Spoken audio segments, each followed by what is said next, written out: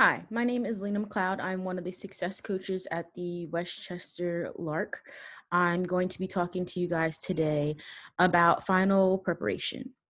So, as you know, finals are at the end of the semester. They're normally held the last week after classes. With classes being virtual this semester, we're going to be having finals online. So it'd be really important that you reach out to your professors or check the syllabus the first week that we start classes up again to figure out when your finals will be and how they will be administered now that we're doing virtual uh, learning. So, some of the useful resources here at the Lark are our digital learning success. Um, so we have tutors that are available to tutor virtually as well as success coaches. And then we also have our smart thinking, which is available through your D2L. That is another support when it comes to virtual services. So our virtual services are academic support, which is through success coaches. We have online tutoring, which are held through Zoom and smart thinking, and we actually also have success coaching that you can register for as well. Our academic success workshops are digital learning success, time management, self-care, and finals preparation. Um, and all of these are available online videos that you can watch to learn more about time management and self-care, finals preparation, and digital learning success. And then we also have additional academic success workshops that aren't available online, but you can talk and go through with a success coach. So the goal of this workshop is to help students manage their priorities when it comes to final preparation. We want to understand how do we best virtually learn in order to prepare for our finals, as learning different learning styles that are associated with studying. So just a preview of what we're going to be talking about. We're going to talk about resources available to help you through this virtual learning, prioritizing self-care, planning and preparation for your finals, as well as exam day preparation. So there are also additional online virtual resources. If you're struggling, please feel free to use the link in this website or look for it on our LARC website as well. So some helpful resources are Smart Thinking, which is online through D2O, tutoring, um, as well as success coaches. So when you're meeting with your tutors, please come prepared to your meetings with questions, maybe some homework assignments that you may have felt were a little difficult. You can also use apps, YouTube, your textbook, practice problems in your textbook to really help you study the material and do repetition. If you are struggling with writing, we have the Writing Center. If you are struggling with MLA or APA, we also have Purdue OWL that are great at-home resources that you can use when it comes to writing and doing papers and projects. Um, when you do come to your meetings, also have your professor's name, the class assignment, as well as your project or assignment already outlined so that when you're meeting with your success coach or your writing center coach, they have a better idea of where you're going to, what they're going to be talking to you about. So when it comes to self-care, each person always does self-care differently. So it's important to understand how you do self-care for yourself, whether that's making sure you're going for a walk every day or making sure you have time by yourself every day. It's really important that you're utilizing self-care while you're at home as well as while you're doing your classwork. So it's some important things to think about are eating. Are you eating enough? Are you eating on a timely schedule? Are you eating sporadically or on a same daily basis? Breakfast, lunch, and dinner throughout the day are important. Drink plenty of water, practice good hygiene, manage your stress. If you have issues with your mental health or you want to talk to someone about your mental health, we do have the counseling center on campus. And if you need those services during this time, I would suggest you reach out to them to see if they're doing virtual counseling. And then make sure you're getting adequate sleep and that you're following a normal sleep schedule for for works best for you.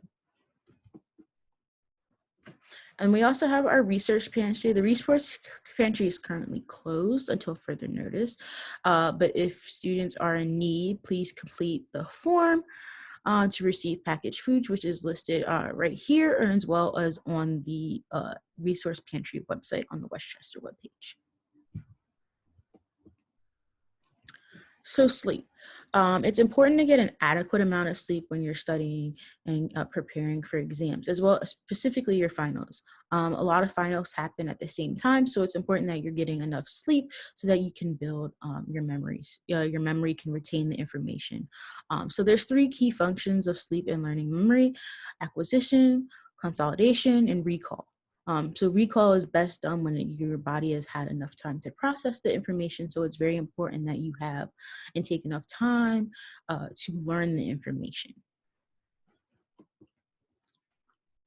So have you started yet? For each class, it would be helpful if you write down when your finals are so that you can look ahead and prepare for them. Knowing what the format of your finals will be, how they will be administered, how much time you'll have for each exam will really help you get started on preparing how you're going to study for your exam. So some important things to remember are to write down all your stuff in a planner or a calendar, map out the dates of when your exams will be, make a plan of how you plan to prepare for your exams, and then prioritize your tasks. Try not to cram and wait till a week or two before finals to start actually studying.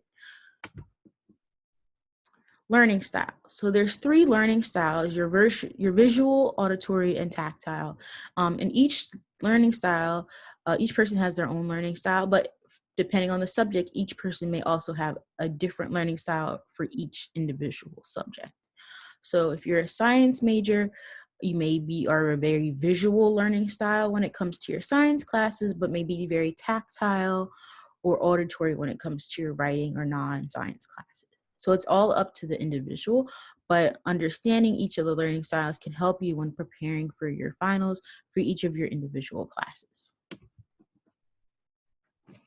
So how should you study for your finals?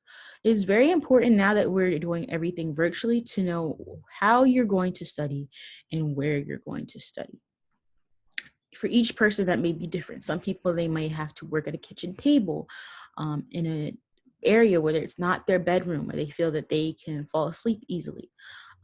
So knowing how you're going to study, how you're going to learn the materials, such as flashcards, rewriting your notes, listening back to previous lectures, is how you're going to study. Where you're going to study, it could be different for each person. Some people may study in their basement, some people may study at a kitchen table, some people may study in their bedroom, but making sure you're studying in the same consistent place is very important. That way you're not creating an environment that you're not used to. So if you're a person that always studies in your bedroom, make that the same place that you're going to study and take your exams. So while studying, using your learning styles to engage in the information is important. Also, understanding how the tests are going to be organized can help you guide how you're going to create your own study guides. Some important things to do would be reviewing your past exams and quizzes and assignments, as well as creating your own study guide.